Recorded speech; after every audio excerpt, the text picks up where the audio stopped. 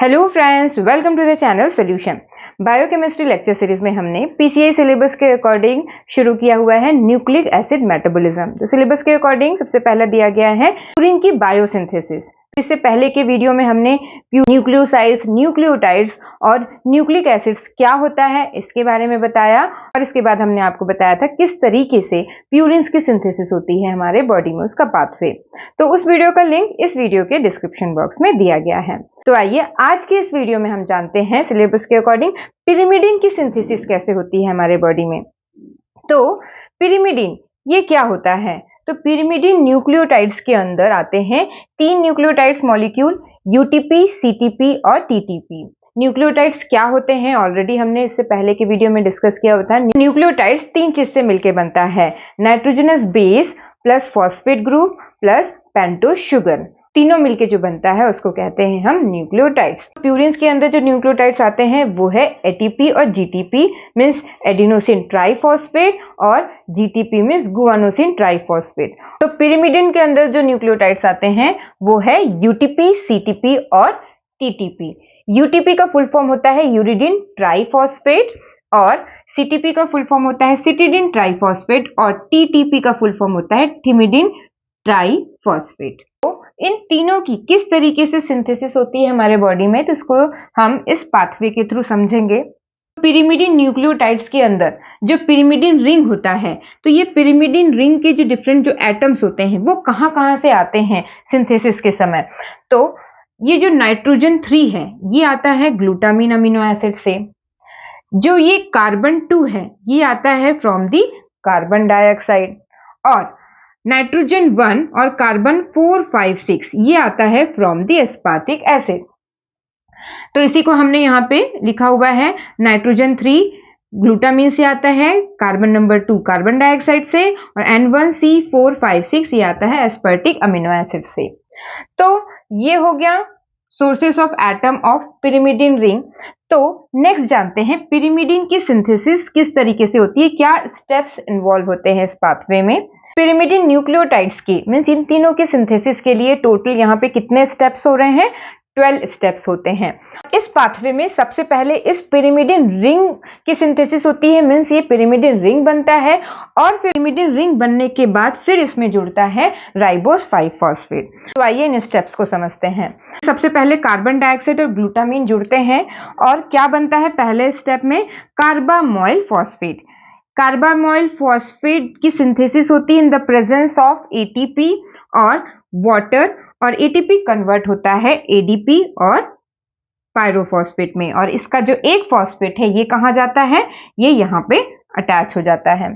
और ये जो रिएक्शन है ये कौन से एंजाइम के प्रेजेंस में होता है? कार्बामोइल फॉस्फेट सिंथेटेस 2, तो हम शॉर्ट में बोलते हैं CPS2, क्योंकि कार्बामोइल फॉस्फेट की सिंथेसिस हो रही है। कार्बामोइल फॉस्फेट सिंथेटेस 1 भी होता है जो हमने यूरिया की सिंथेसिस में पढ़ा था, यूरिया साइकिल में, जो कि प्रेजेंट होता है माइटोकॉन्ड्रिया में। लेकिन ये कार्बामोइल फॉस्फेट सिंथेटेस 2 जो है ये साइटोप्लाज्मिक एंजाइम है, मींस साइटोप्लाज्म में ये एंजाइम प्रेजेंट होता है। तो ये रिएक्शंस जो है साइटोप्लाज्म में होते हैं। इसके बाद ये कार्बामोइल फॉस्फेट जो है कन्वर्ट होता है कार्बामोइल एस्पर्टेट में, मींस हो क्या रहा है, पूरा का पूरा जो एस्पर्टेट है वो कंडेंस हो रहा है इसमें कार्बामोइल में, और ये फॉस्फेट जो है ये इनऑर्गेनिक फॉस्फेट जो है ये निकल जाता है। तो क्योंकि फॉस्फेट यहाँ निकल गया और एस्पर्टेट कार्बामोइल में जुड़ रहा है, तो जो मॉलिक्यूल बना वो क्या है? Carbamoyl aspartate.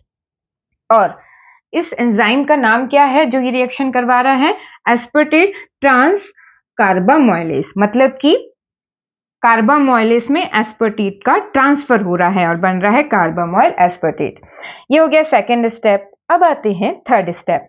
ये कार्बामोइल एस्पर्टेट यहाँ पे रिंग क्लोजर होता है, मींस रिंग का फॉर्मेशन होता है, और वो बनता है डाइहाइड्रोओरोटेट, या इसको हम डाइहाइड्रोओरेटिक एसिड भी बोल सकते हैं। और रिंग क्लोजर होता है तो वाटर मॉलिक्यूल निकलता है। तो यहाँ पे जो एंजाइम इन्वॉल्व है वो है डाइहाइड्रोओरोटेज।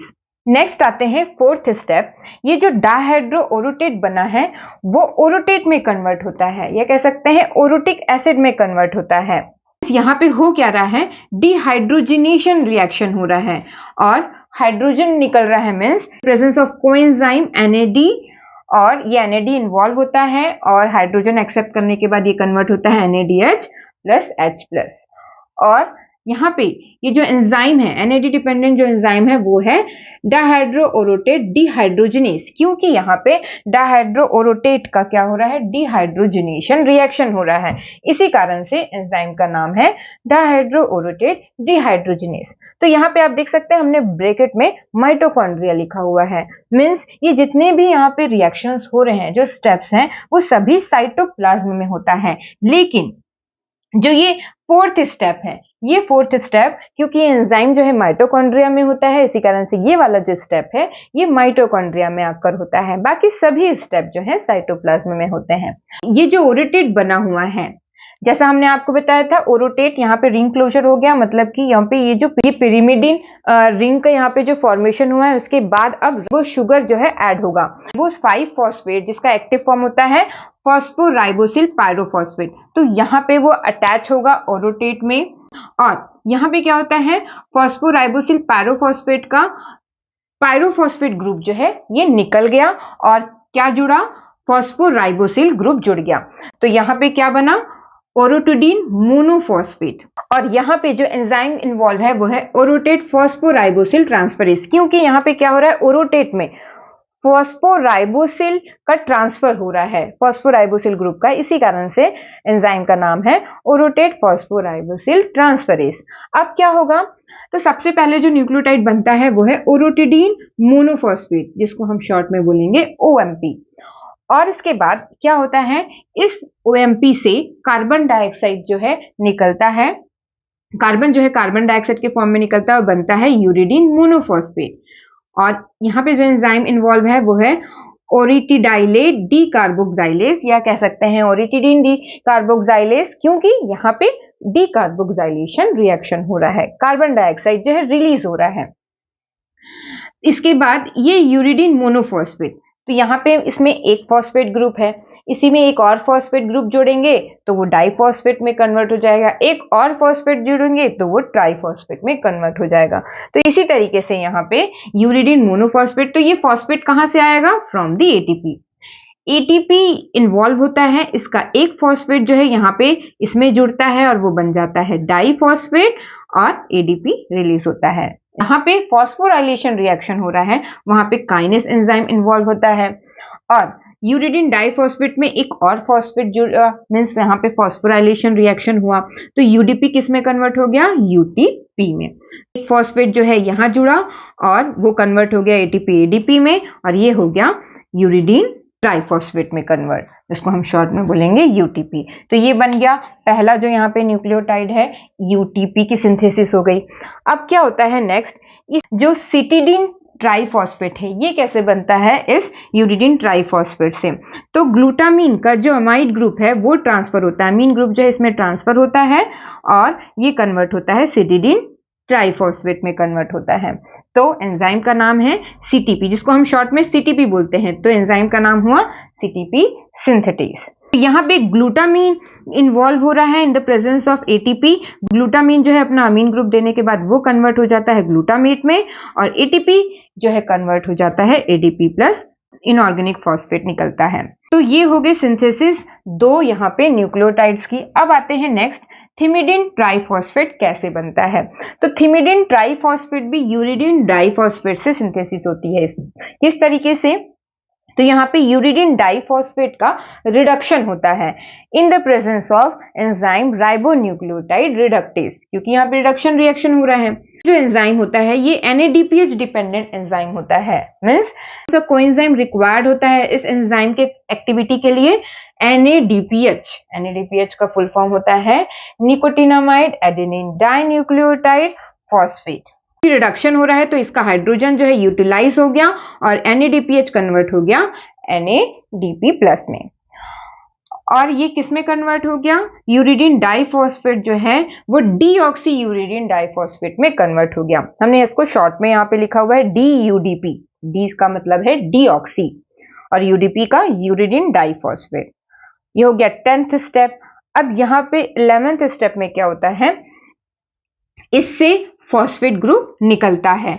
तो तो यूरिडीन डाइफॉस्फेट से एक फॉस्फेट ग्रुप निकलेगा, यहाँ पे वाटर मॉलिक्यूल यूज होता है, तो एक फॉस्फेट ग्रुप निकला यूरिडीन डाइफॉस्फेट से, तो वो बन गया मोनोफॉस्फेट में, तो ये कन्वर्ट हो गया UMP. UMP means uridine monophosphate. अब आते हैं नेक्स्ट, ये डीऑक्सी यूरिडीन मोनोफॉस्फेट जो है ये डीऑक्सी थिमिडीन ट्राई मोनोफॉस्फेट में कन्वर्ट होता है। यहाँ पे होता क्या है, इस डीऑक्सी यूरिडीन मोनोफॉस्फेट में मिथाइल ग्रुप ऐड होता है, और ये मिथाइल ग्रुप आता कहाँ से है, from N5N10 methylene tetrahydrofolic acid. तो जो मिथाइल ग्रुप है ये किस में ट्रांसफर हो गया, डीऑक्सी यूएमपी में, और वो किस में कन्वर्ट हो गया, डीऑक्सी थिमिडीन मोनोफॉस्फेट में। और क्योंकि इसका मिथाइल ग्रुप इधर जुड़ गया तो ये किस में कन्वर्ट हो गया, डायहाइड्रोफोलिक एसिड में। यहाँ पे जो एंजाइम इन्वॉल्व है, क्योंकि यहाँ पे थिमिडाइलेट सिंथेसिस मींस थिमिडीन की सिंथेसिस हो रही है, इसी कारण से एंजाइम का नाम है थिमिडाइलेट सिंथेस। यहाँ पे सीटीपी की सिंथेसिस हो रही थी तो एंजाइम का नाम है सीटीपी सिंथेटेस। तो इस तरीके से डीऑक्सी थिमिडीन मोनोफॉस्फेट की सिंथेसिस होती है। तो यहाँ पे आप देख सकते हैं तीनों यूरिडीन, सिटिडीन और थिमिडीन किस तरीके से इस तीनों पिरिमिडिन न्यूक्लियोटाइड्स की सिंथेसिस होती है हमारे बॉडी में, ये हमने जाना। इसके बाद नेक्स्ट वीडियो में हम आपको बताएंगे सिलेबस के अकॉर्डिंग प्यूरिन न्यूक्लियोटाइड्स का कैटाबोलिज्म।